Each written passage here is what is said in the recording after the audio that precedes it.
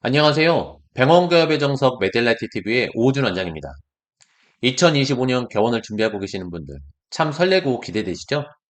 그런데 그 설렘을 짓누르는 현실적인 문제들, 특히 심평원이 안겨주는 두통이 만만치 않습니다.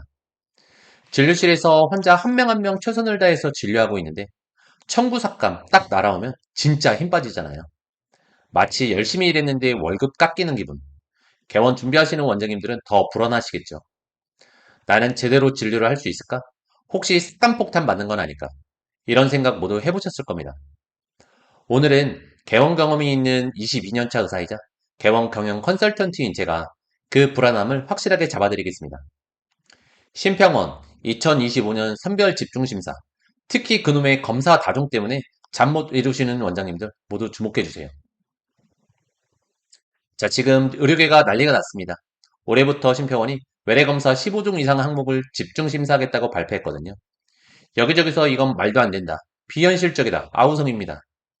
대한내과의사회에서 입장문도 냈고 대기업에서도 발끈했죠. 15종 이상 검사하는 것을 문제 삼는다고 하면 환자 진료는 어떻게 하라는 거냐고요.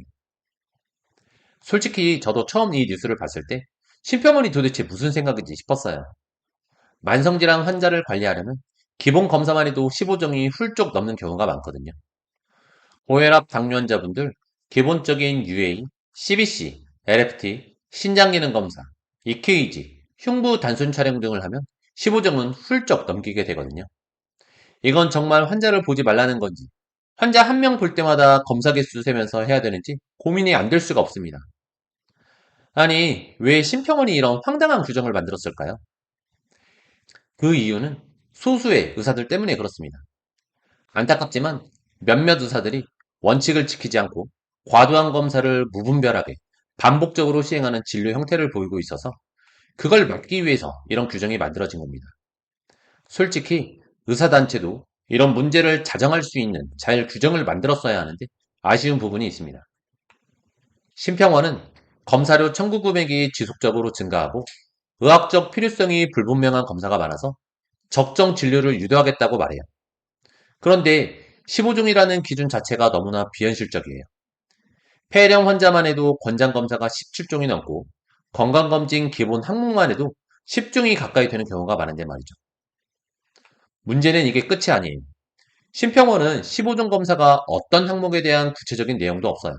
그냥 15종 이상이면 다 집중심사 대상이라고만 하니 개원 준비하는 의사들은 더욱 불안하죠. 도대체 어떻게 대응해야 할지 막막하잖아요. 이와 관련된 다른 원장님의 의료소송 경험담이 도움이 될 것 같아 말씀드립니다. 전에 봉직으로 계실 때 의료 분쟁이 있어서 소송을 하셨는데 법원에서는 검사를 안 하면 무조건 주의 의무를 안 한 것으로 보더라고요. 그 원장님께서 환자가 폐렴으로 입원했을 때 루틴 랩, 엑스레이, 체스트 CT, 객단 검사 등 필요한 검사는 다 하셨고 체스트 엑스레이도 2, 3일에 한 번씩 찍으셨대요.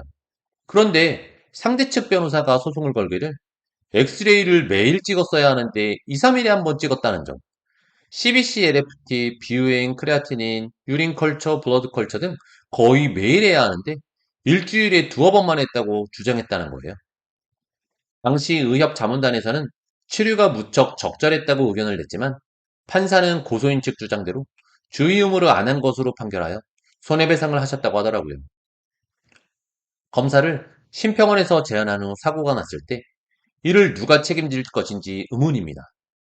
검사를 하면 했다고 과다 진료로 비도덕적인 의사로 낙인 찍힐 것이고 안 하면 주의 의무를 안 했다고 불성실한 의사가 되어 손해배상을 해야 하니 정말 난감한 상황이죠. 이런 상황에서 개헌과의 생존 전략은 무엇일까요? 무조건 환자 눈치 보면서 검사 줄이라는 말은 절대 아닙니다. 원칙을 지키되 최대한 합리적인 진료를 해야 합니다. 첫째, 꼼꼼한 진료 기록은 필수입니다. 모든 검사에는 의학적 근거가 있어야 하고 이걸 진료 기록부에 꼼꼼히 작성해야 합니다. 둘째, 심평원의 심사 기준을 정확하게 파악하고 있어야 합니다. 그리고 셋째, 불필요한 검사는 최대한 자제하는 것도 중요합니다. 이건 심평원 때문만이 아니라 환자에게도 좋은 진료니까요. 하지만 환자에게 필요한 검사를 피할 필요는 절대 없습니다. 의사는 환자를 치료하는 사람이지 심평원 눈치 보는 사람이 되면 안 되죠. 우리가 해야 할 일은 심평원의 불합리한 심사 기준에 대해 수정을 요구하면서도 환자에게 최고의 의료 서비스를 제공하는 것이라고 생각합니다. 저는 개원 컨설팅을 하면서 수많은 원장님을 만났습니다. 그리고 그분들의 열정과 노력을 누구보다 잘 알고 있습니다. 원장님들께서 삭감 걱정 없이 환자 진료에만 집중할 수 있도록 필요한 모든 정보를 제공해드리고 싶어서 이런 영상을 만들게 되었습니다. 오늘 내용이 도움이 되셨다면 좋아요와 구독, 알림 설정 부탁드리고요. 궁금한 점이나 더 알아보시고 싶은 주제가 있으시다면 댓글로 남겨주세요. 그리고 혹시 세부적인 내용이 궁금하시거나 원장님의 개인적인 상황에 맞는 상담을 하고 싶으시면 고정 댓글의 링크로 연락 주시면 됩니다. 다음 시간에도 빠르고 유익한 정보로 찾아뵙겠습니다. 끝까지 시청해주셔서 감사합니다.